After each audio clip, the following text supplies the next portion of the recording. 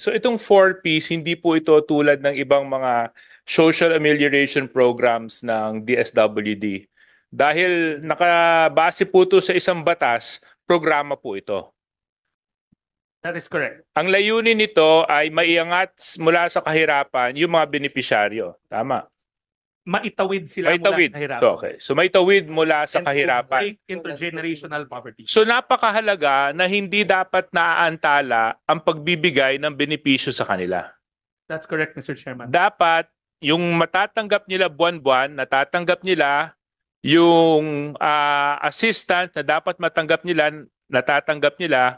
Kasi oras na may pagkakataon na merong puwang o may gap doon sa buwan na hindi nila natanggap, pwedeng lumala yung level ng kahirapan nila. Correct, Mr. Chairman. Yes. So kumbaga, unting-unti po natin silang inaakyat, tapos mabutasan ka lang ng ilang buwan, babalik na naman sa stage 1 yon. That's correct. Malulubog sa utang or so and so forth. Kaya nga, hindi ko po masikmura yung nangyari na bakit natin ninakawan ng pondo yung mga mahihirap. Kasi dito lumalabas, merong 13 billion pesos na hindi natanggap ang mga benepisyaryo ng 4Ps. Sabi, kayo na po ang nagsabi, humingi po kayo ng 15 billion, nabawasan po ito ng 13 billion noong 2023. Ngayon, ang tanong ko, doon sa nabawas, ilang Pilipino ang hindi nakatanggap? At sa 839,463 households. So can you imagine that? 839,000, did I get that number right? Yes, 839,463. 839,463 households. So hindi lang po ito pamilya, households po ito. So sa isang household, ano po ang bilang ng DSWD na bumubuo na individual? 5 to 6. So 4, so therefore 8,400 times 5? That's 4 million. That's around 4 million Filipinos. 4 million Filipinos was deprived of that budget movement in 4Ps. I would like now to show a video. Because nung habang umiikot po ako, tanong ko yung mga kababayan ko kung sino sa inyo ang 4Ps. At sinasabi nila kami. At habang tinataas nila yung kamay nila, tinatanong ko, ano ang naging problema ninyo? At hayaan na po natin itong babae magkwento, Sek, kung ano ba ang sitwasyon talaga sa mga barangay. Ang concern ko po ay tungkol po sa 4Ps. Sa 4Ps po, ako po'y bali 1 year nang hindi na payout pero hindi po ako. Ako po kasi naging parang i-declare na non-4. Pero andun pa din po ako sa master list.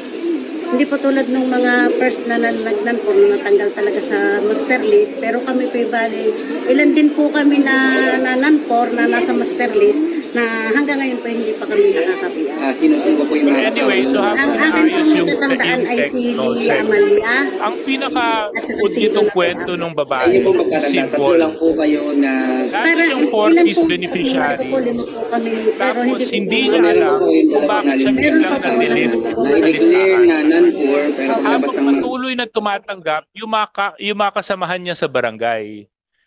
Kaso lang, nung nalaman niyang na-delist siya, nandun pa naman yung pangalan niya sa master list. So hindi niya ngayon maintindihan bakit hindi siya nakakasama doon sa mga payouts kung ang pangalan niya naman ay nasa master list. So that happened for almost 1 year. And let's not forget that 1 year that when it happened, that was the year after the pandemic. So that begs a bigger question.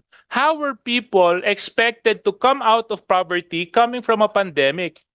When everybody was expected na mas lumala pa yung level ng kahirapan nila, tapos sila bigla na lang madidelist, hindi mapapasama. 4 million pa.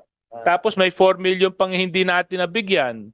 So ang tanong ko ngayon, Sek, paano natin, is this because may listahanan tayong isinagawa? May bagong listahan? Kasi kung may bagong listahan na ginagawa, bakit naman naapektuhan yung mga taong technically ini-evaluate pa? Kasi di dapat, Sec, may suggestion lang, nung inaayos nyo yung listahan ng 3, dapat hindi na nagtanggal ng mga tao doon sa listahan. Kasi sinabi nyo, inaayos nyo pa eh. So anong evaluation method ang ginamit ng DSWD para maging basehan, para ma-delist sila? Kasi ang kwento ng mga kabarangay ko dito sa Chaong, bigla silang na-delist. Although, sa master list, nandun pa naman yung pangalan nila. Dito, ang nangyari, boss, kabaliktaran. Yung mga mahihirap, hindi nakatanggap. Mr. Chair, Bakit pagdating sa National Expenditure Program, malaki ang hinihingi ninyong pondo kung hindi pa pala maayos at malinis yung listahan? Yun ang malungkot. Ngayon, hindi ko alam kung paano natin ilalarawan ang isang sitwasyon na ninakawan natin ng isang mahirap. Kasi kalimitan, ang mga mayayaman ang ninanakawan. Kasi lang hindi dapat ninanakawan ng mahirap. Kasi wala na nga silang pera, tatanggalan pa natin sila ng dapat nilang matanggap. Sa palagay ko, hindi kaya ng sikmura ko yon, Sec. So, kung meron man kayong magagawang remedyo para naman maayos tong sitwasyon na ito, nagpapasalamat ako kay Congressman J.C. Abalos dahil he stood up strong in plenary to fight for this. Dapat talaga magawa natin ang paraan kasi tama yung sinabi nyo, may utang yung gobyerno dun sa 4 na milyong Pilipino. Thanks for watching. See you on my next video.